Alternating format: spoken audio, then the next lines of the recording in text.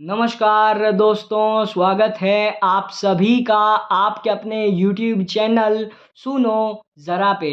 दोस्तों, आज के इस वीडियो में मैं आपको एक छोटी सी प्यारी सी ज्ञानवर्धक सीख देने वाली कहानी सुनाने जा रहा हूँ। मैं आशा करता हूँ ये कहानी आप सभी लोगों को बहुत पसंद आएगी। चलिए बिना किसी देरी के कहानी शुरू करते हैं, जिसका शीर्षक है जामवंत जी। बहुत प्राचीन समय की बात है, जब रामायण का दिव्य युग चल रहा था। उस समय वानरों की सेना में एक ऐसे महान योद्धा और ज्ञानी थे, जिनकी बुद्धि और अनुभव का कोई मुकाबला नहीं था। वे थे जामवंत जी। कहते हैं कि जामवंत जी का जन्म स्वयं ब्रह्मा जी की कृपा से हुआ था और उन्होंने अनेक युगों को अपनी आंखों से देखा था। वे केवल बल से नहीं, बल्कि ज्ञान और धैर्य से भी महान थे। जब भगवान राम अपनी प्रिया माता सीता की खोज में वानर सेना के साथ समुद्र तट पर पहुंचे, तब सबके सामने एक विशाल चुनौती खड़ी थी।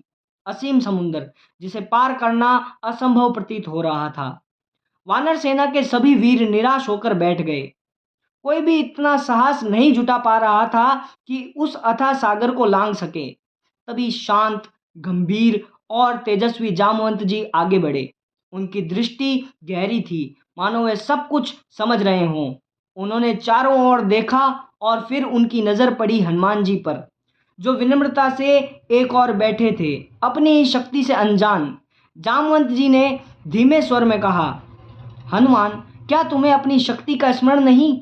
हनुमान जी ने सिर झुकाकर उत्तर दिया, प्रभु, मैं तो केवल एक साधारण सेवक हूँ, मुझ में ऐसी शक्ति कहाँ? तभी जामवंत जी की वाणी गूंज उठी, तुम वही हो जिसने बचपन में सूर्य को फल समझकर आकाश में छलांग लगाई थी। देवताओं ने तुम्हें अपार बल और बुद्धि का वरदान दिया है। तुम असीम हो, तुम अद्भुत हो। जामवंत जी के ये शब्द सुनते ही मानो हनुमान जी के भीतर सोई हुई शक्ति जाग उठी। उनका स्वर बदल गया, उनका रूप विशाल हो गया और उनकी आंखों में आत्मविश्वास की अग्नि जल उठी। उन्होंने भगवान राम का नाम लिया और एक ही छलांग में उस विशाल समुद्र को लांघने का संकल्प कर लिया। पूरा आकाश जय श्री राम के जयकारों से गूंज उठा। उस दिन ये सिद्ध हुआ कि कभी-कभी सबसे बड़ी शक्ति भी हमारे भीतर छुपी रहती है और उसे जागृत करने के लिए एक सच्चे मार्गदर्शक की आवश्यकता होती है, जैसे जामवंत जी। इस कहानी से हमें ये सीखने को मिलता है कि जामवंत जी हमें सिखाते हैं कि असली शक्ति हमारे अंदर ही होती है।